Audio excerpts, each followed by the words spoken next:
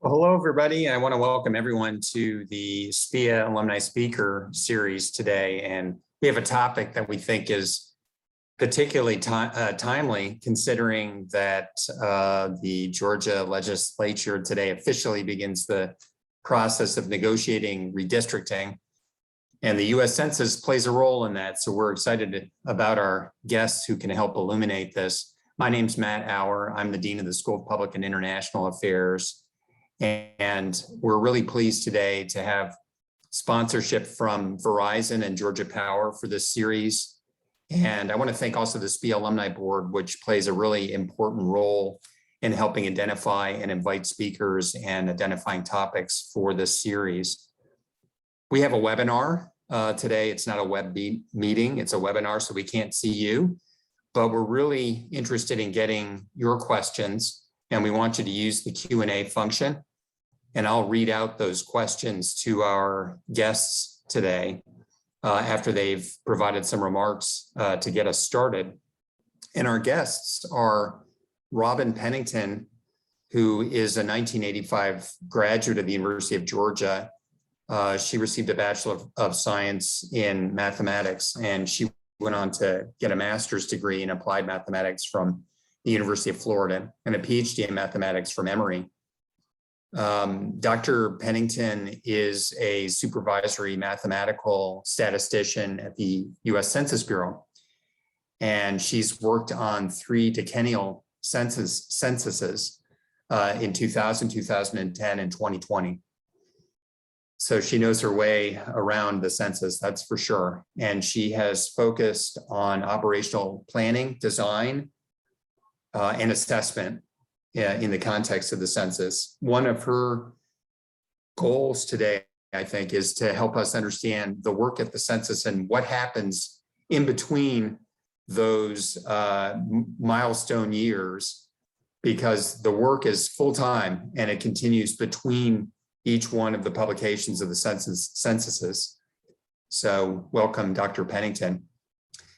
And our other panelist is Dr. Charles Bullock, who holds the Richard B. Russell Chair in Political Science and is also the Josiah Meigs Distinguished Teaching Professor at the University of Georgia. And he's spent almost his entire career at the University of Georgia since 1968, with just a couple of years doing other things. But he always came back to us, and we're pleased about that. Dr. Bullock is the author, co-author, editor, or co-editor of more than 30 books and more than 250 articles and chapters. His research deals with legislative politics and with Southern politics. And by the names that I see among the participants today who are joining us for our speaker series, I know that some of you had Dr. Bullock in class, so that's exciting. So with that, I'm going to turn things over to Dr. Bullock and Dr. Pennington. Welcome. Thank you so much. As was mentioned in the introduction, I'm Robin Pennington, and I'm so happy to be here today to talk about the 2020 census. I have been working at the Census Bureau for about 24 years, and I'm sure I could talk about the decennial census for days, but I have about 10 minutes, so I'm pretty much going to jump right into giving some background on the census that I hope is of interest. Next slide, please. Here's the outline of the topics I will touch on today. I will work on documenting I do work on documenting the design of the census. For somebody with a mathematics background, this is great stuff because it's all about figuring out what all the pieces are and how they all fit together in one of the most complex puzzles you could possibly imagine. And not only that, but one thing I hope everyone will remember from today is how much of our planning is documented for the public. This communication is a big part of my job. I will show you today something about design details as described in our planning documents. I'm not expecting you to understand everything about the census after this because this is pretty complicated, but just to understand that there is a lot of information and also that any interested party can read about it. Finally, I will talk just a little bit about how apportionment and redistricting fit in with the big picture. Next, please. This graphic, the 2020 Census Operations, is a huge part of understanding the census. We designated a total of 35 operations to complete all of the work of the 2020 census. Everything that happened in the census had to be described within the scope of one of these operations. So, what is an operation? Next, please. On this slide, I highlighted some of the operations that constitute the bulk of what you might see as the census. On the top row, there's content and forms design. This is a huge amount of work. It goes into determining what questions are asked, followed by the work to design the forms, envelopes, letters, and postcards. This involves working with many parties. Below that, the forms printing and distribution operation is responsible for printing all of those items, addressing mailing packages, and sending everything out to the correct place. That's millions of pieces of paper. There's a block within this graphic in blue for response data, which covers all the operations that deal with getting census responses, including the forms printing and distribution that I just mentioned, and also paper data capture, internet self-response, and non-response follow-up, which is where most of the households that do not self-respond are enumerated. Next, please. On this slide, I am highlighting a few operations that are of particular interest today. The response processing operation processes all the incoming data from both paper and electronic questionnaires and from the field operations. This operation creates the data that are processed for apportionment. Then the data are further processed into redistricting data files and other data files. These products are published by the data products and dissemination operation. So each operation has responsibility for their products, but also for working with the other associated operations for specific products at specific points in time. Next, please. I am showing here the covers of two types of documents. On the left is the operational plan, which shows the high-level picture of how all the moving parts fit together based on the operations graphic I have been showing you. On the right is the cover of one of our detailed operational plans, and these look pretty similar. The detailed operational plan is a deep dive on a specific slice of working on the census. These documents and many others are in our external memo series. The version 4 operational plan was last published in 2018. This was our plan going into the 2020 census. I am working on the version 5 operational plan right now, which will say what the census actually looked like at the end. We have also publicly released detailed operational plans and now post-census update documents for almost every individual operation. And the links are in this slide to these two documents, but the other links are on our memo series. So what could somebody expect to find in these documents? Next, please. Well, for one, engineering models. What I have on this page, no, you don't have to memorize it. This is a high-level diagram of the major steps of any operation. In this particular one, I wanted to highlight some interesting parts of the response processing operation, which is actually my favorite operation. To focus a little bit, in the blue box, you have all the processing of the incoming data from every field operation and from self-responses. Automated operations in 2020 allowed us to accomplish for the first time the ongoing updating of the workload for non-response follow-up, which is where we follow up in the field on households that did not respond to the census. This functionality became even more important during the pandemic. Households could complete their enumeration on the internet or telephone or mail in their paper questionnaire if they still had it at any time. And then their address would be removed from the field follow-up, even if it had already been visited but not enumerated in the field. Before automation, the field operations were controlled through paper documents, so the workload couldn't be updated after printing. As I said, this innovation came just in time to help us during COVID. The orange box is what we're talking about today, the post-collection data that leads to redistricting files. This is showing a series of files that needs to be produced for first apportionment and then redistricting. This also shows that we produce files for the island areas separately from apportionment and redistricting. Having all these moving parts documented correctly is what enabled us to respond to the COVID pandemic, as well as wildfires, tropical storms, and floods, and get everything done using essentially all the plans we laid out. For any changes we had to make, these are some of the artifacts that told us the downstream impacts. The 2020 census was performed almost exactly as documented in our design plans. The main change was to the schedule. Next, please. I will close with just a few of the results I learned about Georgia in a search of census data using the link at the top of the slide. These are some figures I ran across just poking around at that website.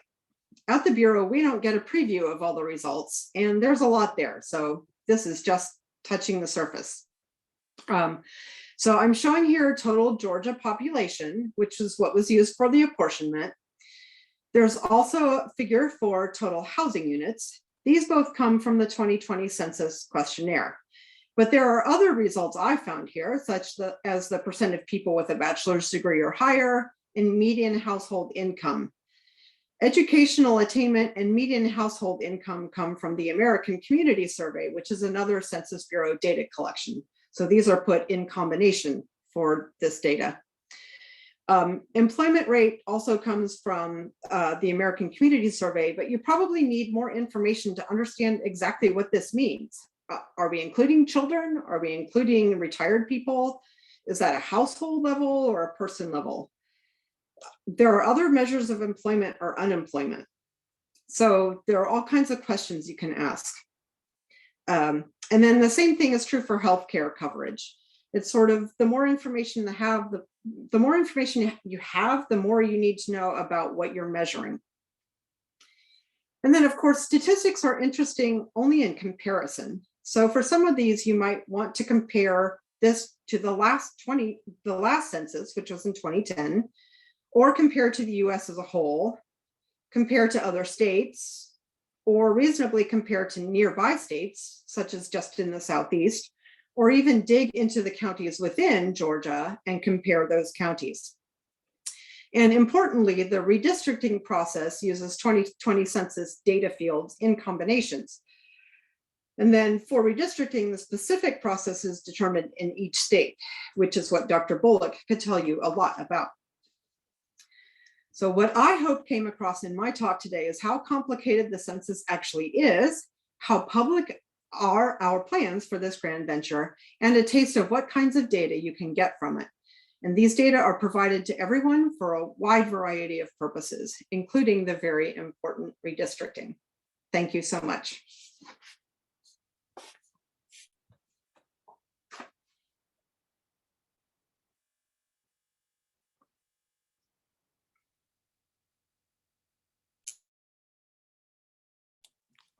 Hey there, I think we are. All right, good morning. It's good to be with you, class. And if I see any of you playing with your phones, I will call on you. So I'm going to talk about redistricting.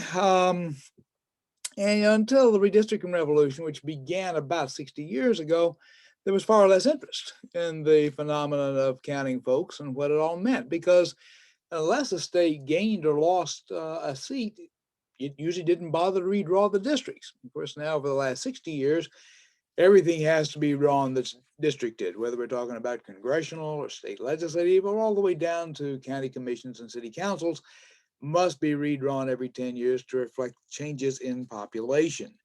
This redistricting revolution, first slide, is a result of these requirements that districts have equal populations. And this takes several steps. The first case, Baker versus Carr, required it in one legislative chamber, and that forced a special redistricting in Georgia along in the late summer, early fall of 1962. And then 2 years later, Reynolds versus Sims said, got to redistrict both of your legislative chambers. You have to have both of those based upon population, not in the basis of acres or cows or trees or something else. And then the third case, Westbury versus Sanders, which was a Georgia case, required that congressional districts also meet this same standard of one person, one vote.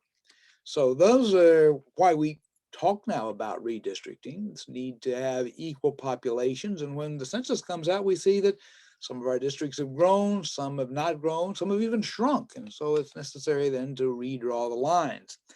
As the legislature goes about making these changes, and here in Georgia, that legislative session began today, the items they're going to look at, next slide, please. First is that requirement that populations be equal. Now, when that was first handed down back almost 60 years ago, it was kind of, well, get it a lot more equal than things are. Now, when we talk about our congressional districts, you got to take that literally, so that the plan which the state ultimately adopts for its congressional districts will probably have a range of only 2, maybe 3 people. And the reason for that is because if you have even a trivial difference, say 20, 25, 30 people between your largest and smallest districts, you've opened yourself up to be sued by someone who can come in and say, hey, I came up with a plan which has no deviation. So one of the ways to head off possible lawsuits, make sure there's no difference in the size of your congressional districts. Now, there's some latitude when it comes to state legislative districts or local districts, and there you can generally operate within a range of plus and minus 5% off of the ideal population. The ideal population would be taking, as Dr. Pennington's figures show, that 10,711,908 divided by the number of districts, 56 in the state Senate, 108 in the state House, and then work plus and minus 5 off of that. So this is constitutionally based, and that's why this takes precedence over all of the concerns. A second concern is that the new plan not discriminate against minorities. Now, that is based upon statute, beginning with the 1965 Voting Rights Act, then as amended in 1982, and that 1982 amendment applies nationwide, while Section 5 of the 65 Act applied to Georgia, but not the entire nation. And that Section 5 is no longer operable as a result of the Shelby County case from 2013. But under Section 2, it provides that minorities must have the same opportunity to elect their candidates of choice as whites do. And so that is still a rubric, and it is number 2 because it is statutorily based. These other concerns are items which are often adopted by a legislature as it goes about redistricting. The idea of contiguity, so that you could walk from one end of the district to the other, so that you don't have a district made up of separate bits and pieces of geography around a state. Compactness, again, one of those traditional ideas that good districts should be reasonably compact, not strange looking. The next item, respect for city and county boundaries. And what that means is that to the extent that you can, you follow existing political boundaries and drawing districts. And then the last one, and this one is kind of squishy and hard to really define, and that is maintenance of communities of interest. And I say it's kind of squishy because if you think about it, if you're to talk about, what is a Virginia Highlands area, for example, different people might define it in different ways. But again, this would be something that the legislature might well consider. Now, the census data, smallest unit for that would be a block. And a block in a city would be bounded by 4 streets. In a rural area, it might be bounded by a river, by a railroad embankment, perhaps by a county line, whatever. For the political purposes, the smallest political unit that you can get data on is a precinct. So one of the things which takes place as soon as a jurisdiction gets the census data is to aggregate that up so that you can see what the political consequences may be. Because in a state like Georgia, where the legislature draws the districts, they want to know, is this new district likely to be Democrat, Republican, or toss-up? So there's some machining that takes place to work up from that block level till you have something which looks like precincts.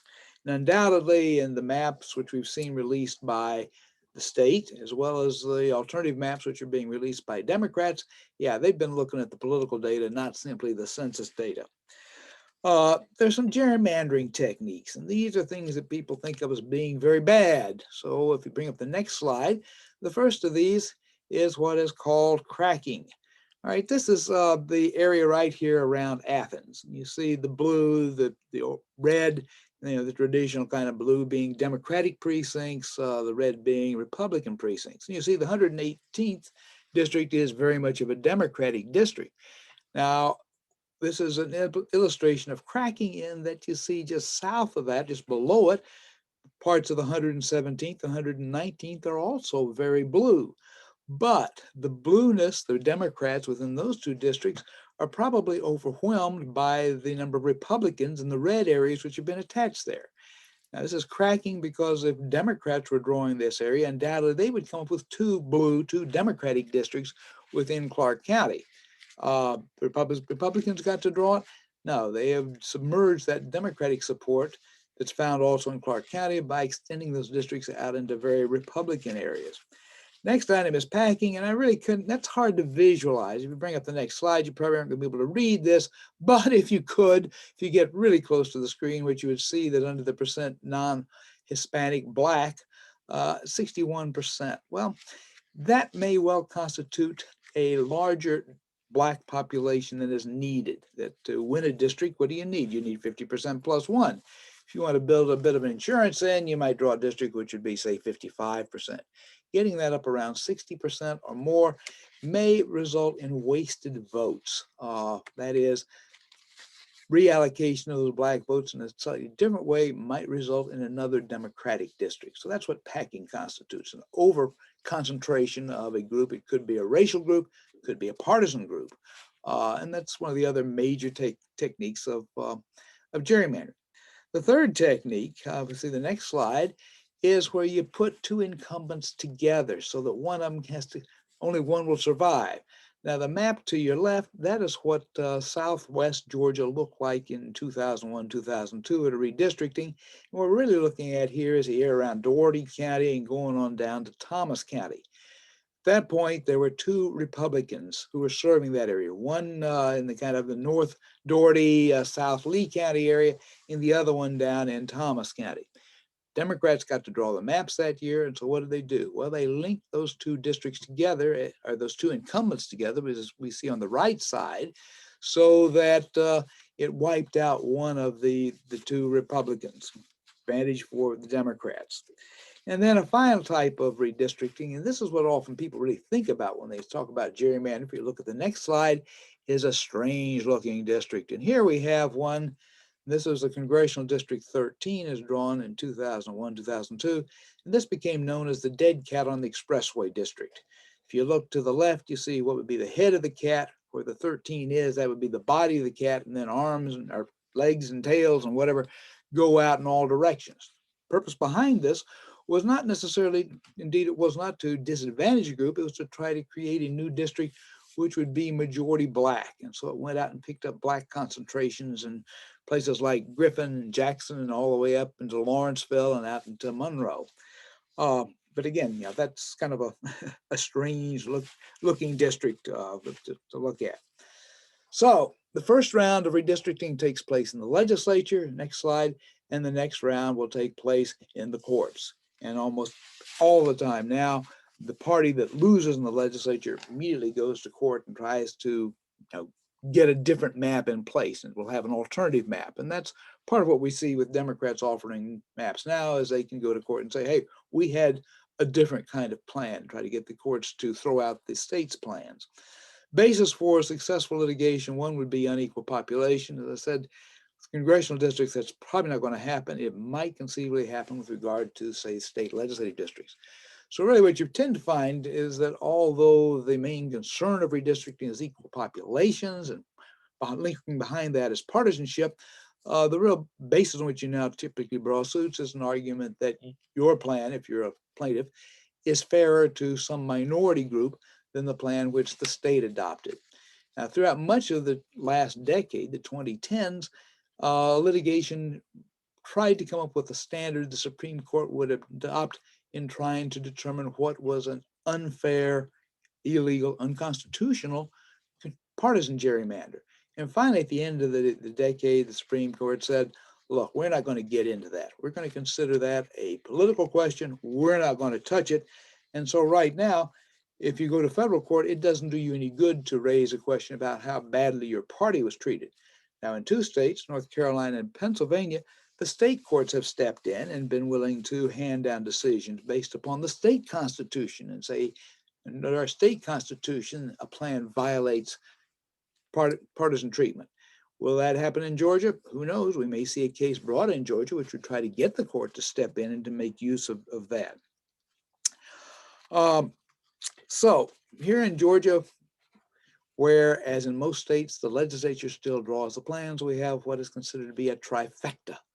What that means is that the three players who have some influence over redistricting are all in the same party. So we have a Republican governor, we have Republican majorities in both the House and the Senate. Ultimately, the plans that come out are going to probably be the plans which the Republicans prefer.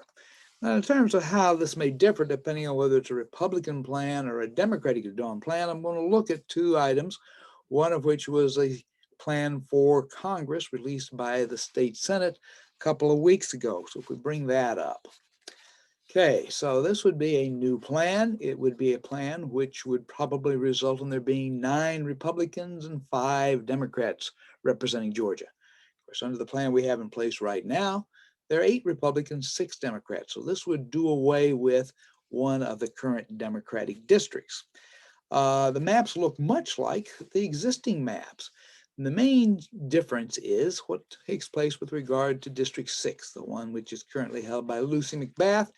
That's a district that Democrats took away from Republicans in 2018.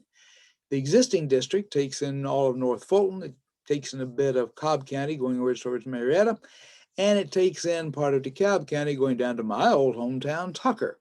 But this new map takes out that DeKalb County part and adds it to the 4th district. And in place of that, to find enough people to meet the one person, one vote standard, it goes north into Forsyth County. Well, Forsyth County is a very red county. It's not as red as it used to be. It's becoming a little pinker, but it still is a pretty solid Republican county, and certainly much more Republican than the population in DeKalb County, which got removed. So this would work to the disadvantage, obviously, of Democrats. The other Democratic district, one which flipped in 2020, is the 7th district, won by Carolyn Bordeaux. And it was the most overpopulated county, or district in the state. So it had to get smaller. And so what did they do? Well, they shrank it back so that now it's exclusively within Gwinnett County. It had gone into part of Forsyth, and it's just in South Gwinnett County, where it had been kind of on the north side. One of the interesting elements of this map is that, as drawn, 3 of the current members of Congress would not live in their new district. Now, that's not a problem if you're a member of Congress. All you have to do is live in the state. And Georgia has a tradition of often having one or more of its members of Congress not living in the district they represent. Drawing a plan in which a state legislator doesn't live in the district, that is a problem because you have to live in the district you represent. So that's what a Republican idea is. Is the final map? No, not at all. Could be, but it's not necessarily.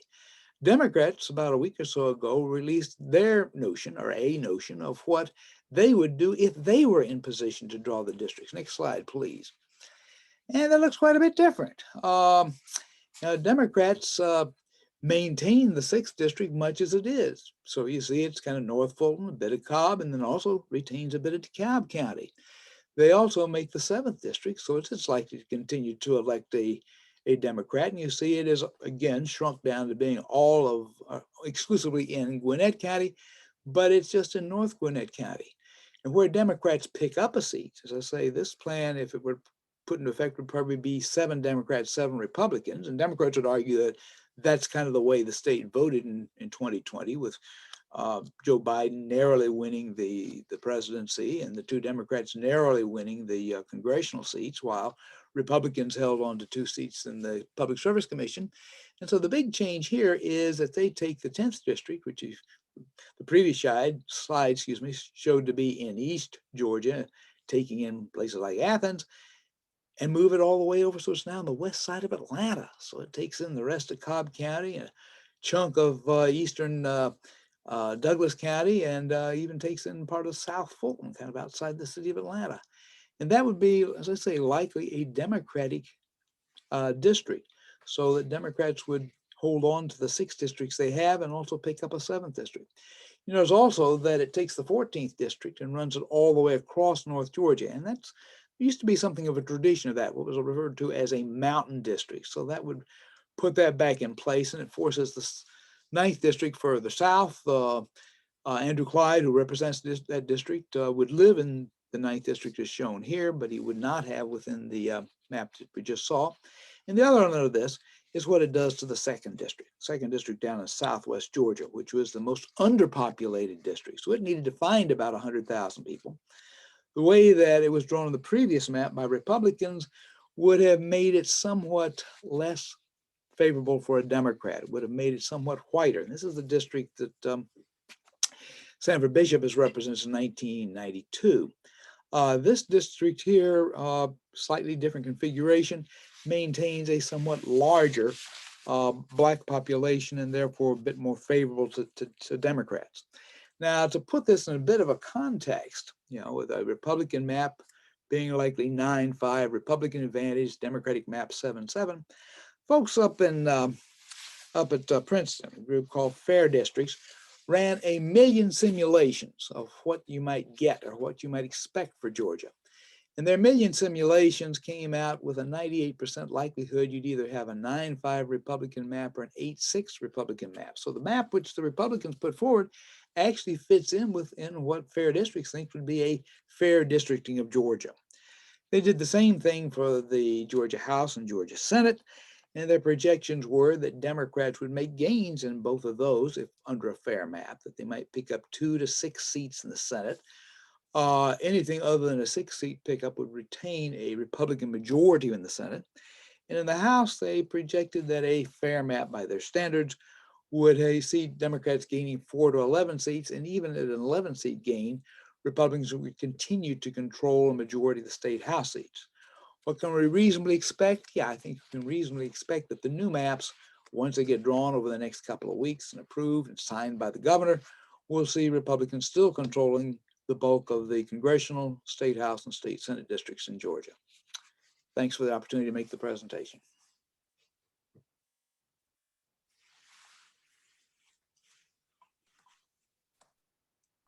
Thank you, Dr. Bullock, and thank you, Dr. Pennington, for your comments. I'd like to now open the floor to questions that members of the audience might have. Please use the Q&A function and I'll read out your questions without attribution to the authors of those questions to our panelists. Got a few that have come in. Here's one. So the AJC has pointed to potential redistricted House and Senate districts that create head-to-head contests between Republican incumbents. What are the discussions like among Republicans who are drawing these maps? So this requires, I don't know, perhaps some inside information, but wonder if you have thoughts about that, perhaps Dr. Bullock. Yeah, I think probably what is happening or what will happen is that Republicans, as they draw these maps, you're not just drawing them for 2022 or 2024, you're actually drawing maps that you hope are going to protect your party all the way through the 2030 election. And that means, you've got to look over the hill and around the corner and try to anticipate what population changes are likely to take place. So that's pretty precarious. We saw that Republicans were pretty good at this in 2011 because their share of seats really didn't change much till we got to 2018. So what I think Republicans are going to be doing, particularly on the north side of Atlanta, where there are a number of districts that Democrats came close to winning in 2018 and 2020, is maybe telling some of their fellow Republicans there, we cannot protect you. We're going to give Democrats some seats there. And this may mean either one, that you're going to be running as in a much more Democratic district, or you may end up having to run against a fellow Republican. Now, in parts of South Georgia, where that part of the state is going to lose some districts because of the slow growth, yes, you may end up then with 2 incumbents put together. And because any parts of rural Georgia now are almost certain to be represented by a Republican, and it's the rural parts of the state that grow the least, if you do that combining districts, it may well mean that you put 2 Republicans together. And this is where you hear great wailing and gnashing of teeth by the Republican who ends up with the less advantageous of these districts. But this is something which parties try to avoid, but you can't necessarily do it. You can't protect all of your folks often. Thank you. Next question. Have Georgia courts ruled on whether the state constitution forbids partisan gerrymandering, or whether such cases are justifiable? This has not come before the Georgia courts, and so there is no ruling on this. The only two courts that have done this, one of is neighboring North Carolina, but of course for state court jurisdictions, that doesn't carry any weight at all in Georgia. This would be a court of a case of first impression if raised in Georgia. Question for both Dr. Pennington and Dr. Bullock. It seems like Georgia's rural population is shrinking. Is that the case? And over time, how might that be reflected in redistricting? It seems like through partisan gerrymandering, that's a way to offset the decline or the over time, the fewer citizens who are in rural areas. So is it the case that over time, do you see districts, the redistricting process catching up with the reality of a more urbanized state? I'd be happy to take the first part of that and then turn it over. I don't know the exact figure on the relative rates of growth or decline in rural populations versus urban populations in Georgia. I'm sure there's a lot of data, and there are also geographic changes just in terms of what gets defined as urban and rural. So that's another thing to consider.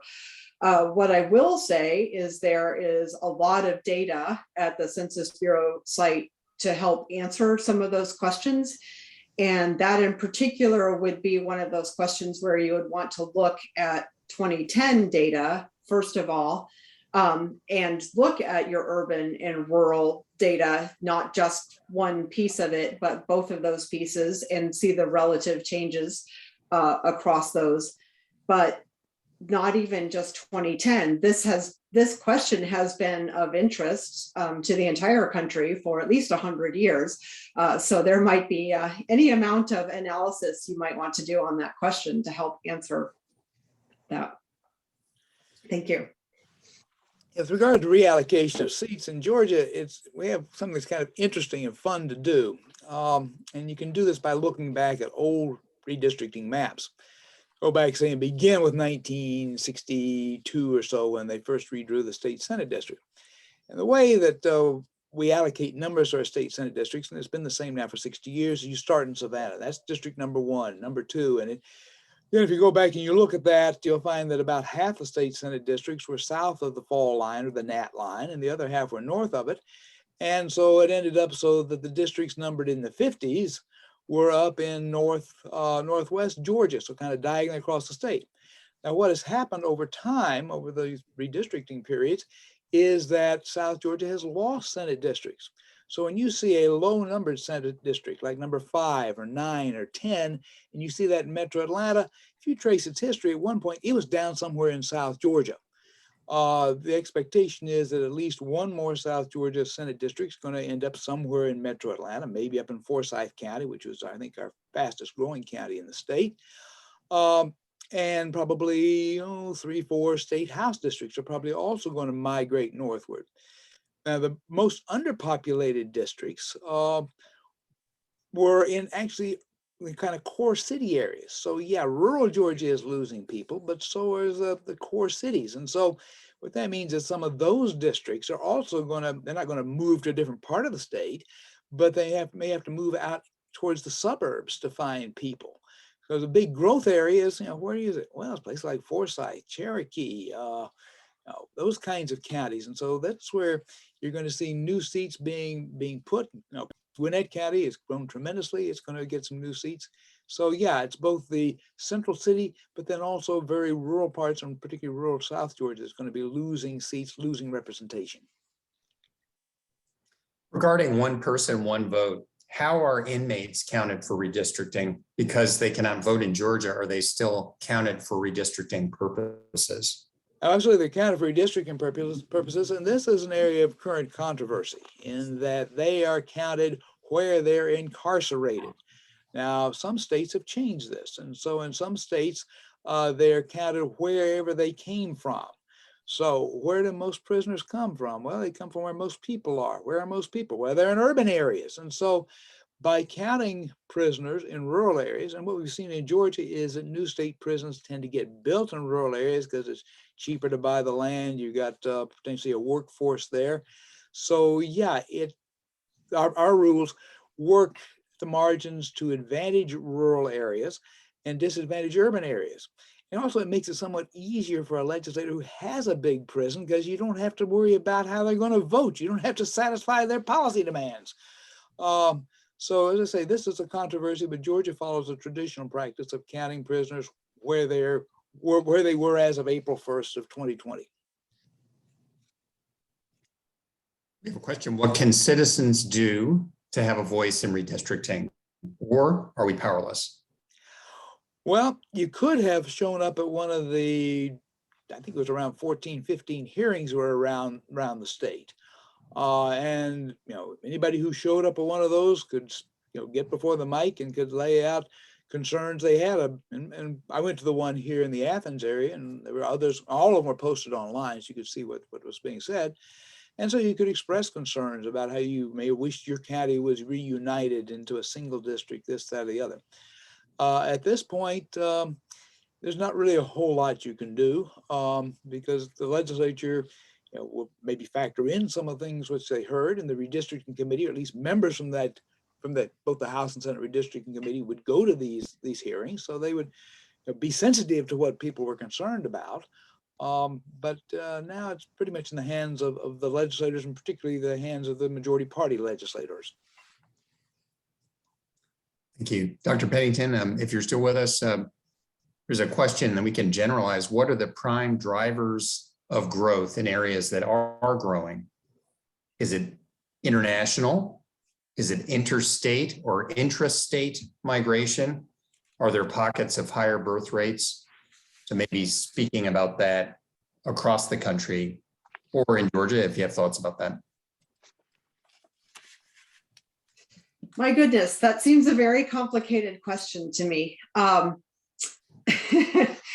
I don't have a particular insight into that. Again, there is a wide variety of data available that can tell you, since along with the redistricting results, we've posted the American Community Survey output and results of other surveys. There's a wide variety of data that you could ask a very specific question and try to get some answers for.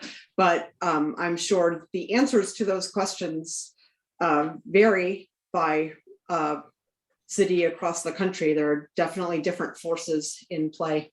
So that's a very difficult one. Dr. Bullock, in other states, is there data showing that districts that are drawn by nonpartisan redistricting commissions, is there evidence that those districts end up being more politically competitive? Yeah, there is some evidence of that. Doesn't certainly mean that every district's going to be competitive. So that, for example, if there were an independent commission drawing Georgia districts, would we end up with 14 districts, all of which are about 50-50? Absolutely not. But yeah, that you do tend to get more competitive districts when you take the process out of the hands of the legislators. In some instances, what you see is what's called a bipartisan gerrymander, where both Democrats and Republicans are given safe districts. That happened in California about 20 years ago. But yeah, generally you get more competition if you have an independent commission draw the districts. Another question. So why is Athens split up in so many districts?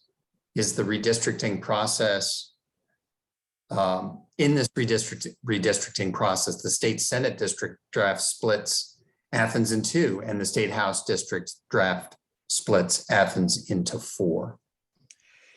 Yeah, and it goes back to this notion of cracking, that Clark County is the one blue county anywhere in this area, So if Clark County is kept whole in a state Senate district, it would dominate that state Senate district. If, as I said earlier, you could carve out 2 state house districts within Clark County and then have a little bit left over you'd have to attach to some other district. So by splitting the county, you deprive Democrats of potentially a Senate district and probably a state house district. So if Democrats were drawing the maps, yeah, you'd get a different result here in the Athens area. There is a related question here about counties. To what extent are map makers really thinking about counties when they are redistricting? In some ways, are the counties sort of irrelevant? And it's just a question. In other words, are we looking now these days block by block, street by street, and the counties maybe don't matter that much? There's generally an effort to follow county lines. And those 2 maps that I showed, for the most part, they were following county lines. Typically, in most parts of the state, if a county line was violated, it was because you had to do that to kind of zero out the population differences. Now, Fulton County, did not fare that well. And the state, that from the state Senate, I think it got split into 4 different pieces. And Henry County got split into 3 pieces, which is not a terribly big county. Now, in terms of congressional districts, you're going to have to split both Gwinnett and Fulton some way because their populations are larger than a congressional district would permit. But in rural Georgia, those congressional maps pretty much followed county lines. And we get down to state house, state Senate districts. Yeah, it's not like in the old days, and I'm talking about pre-1960, where counties were your entire basis for representation. And again, the requirement that you have reasonably equal populations means that you're going to have to go across county lines. Sometimes, as in the Clark County area, yeah, it's probably the splits are for political purposes. Others, it may be because you're having to get within that plus and minus 5%. But all things being equal, yeah, county lines are still important and are followed often to the extent that they can, yeah. Dr. Pennington, there was a fair bit of media reportage on doubts about whether the census did a thorough job of counting undocumented people in the United States. Was this a bigger problem in 2020 than in 2010? Specifically, why or why not?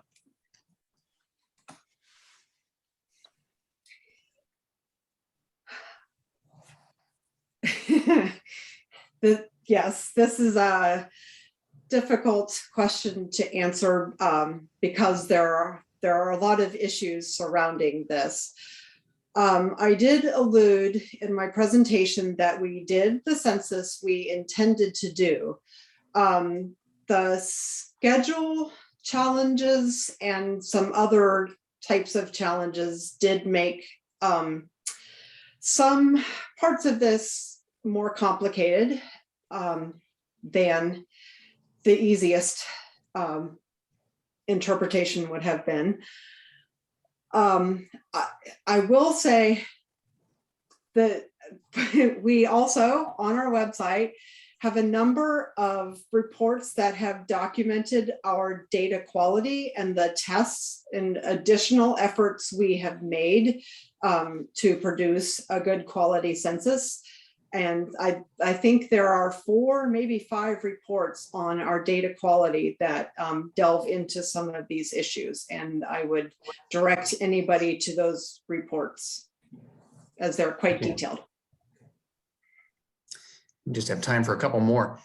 How did the new controversial Georgia voting bill change the redistricting process, or did it have an effect? I don't think it had an effect on that. No, I don't. If it did, it escaped me. Yeah, I don't think it did. No, so it impacts how you go about casting your ballot. I don't think it had anything to do with the enumeration or with the drawing of districts. And we do have a question coming back to Athens. So the numbers show that by splitting Clark into 4, it seems to also dilute the Black and Hispanic vote.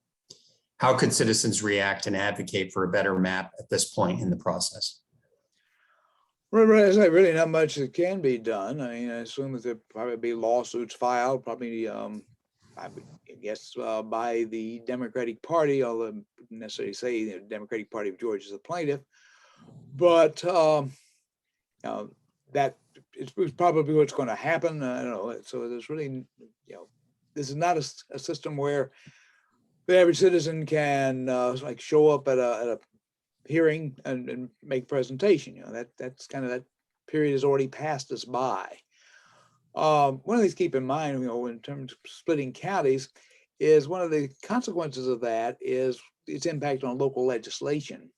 And local legislation, any legislator who has part of a county then can potentially veto any bills which would be local bills, and a local bill would be one which would affect just a single jurisdiction. So there was some effort, particularly 10 years ago, to expand the number of legislators and bring in a number of Republican legislators into counties which might otherwise have had a Democratic majority delegation. I'm talking about over Metro Atlanta, and that did have some political consequences. Dr. Pennington, you've referenced the data available on the census website. How do you recommend users of that data? How should they think about the privacy issues? And the questioner is asking about differential privacy in those analyses. Are the geographic levels or variables, how should they be aggregated for reliable results in light of the issues related to privacy and how the census is put together and how people can opt out?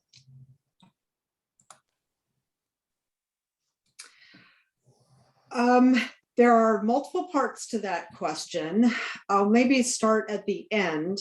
We do have ways to impute values when for households that have not answered themselves. We have administrative records and other ways to complete the census.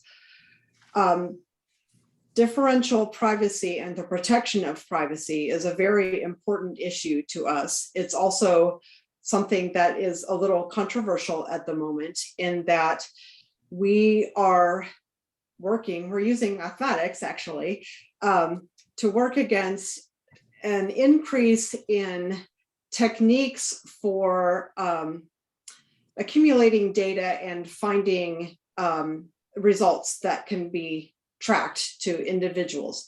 That is what we want to make sure we are not doing, because we protect people's data for 72 years. That is an ongoing process that's still being worked through.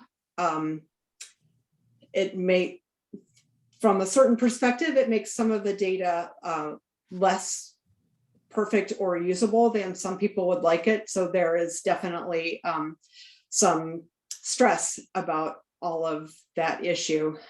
We are trying to find the middle ground that satisfies all the needs. And I think there's some documentation on that very, very complex issue as well. And we also, with our results, will tell something about the variability around the results. But the census is intended to be 100% enumeration of the population. Well, Dr. Pennington, Dr. Bullock, Dr. Pennington, you just used the expression complex, complicated and complex have come up a few times this afternoon. It makes me actually happy that the School of Public and International Affairs now offers a Bachelor's of Science in Political Science and also a certificate program in data analytics and public policy. I think our timing is pretty good. And it really shows that redistricting and how the census relates to that are both decidedly technical areas. So I want to thank you for helping illuminate a lot of this today for us. And I want to just mention to the audience that we've got upcoming sessions of our series for the Alumni Speaker Series in February and also in April. So be on the lookout for that. In addition, in February, we will have our annual Georgia Legislative Outlook. So we're working to put that program together and just keep track of everything we've got on our events website. There's always something going on that's interesting and worth viewing. But with that, I want to thank our panelists and thank you again for joining us. Have a good afternoon.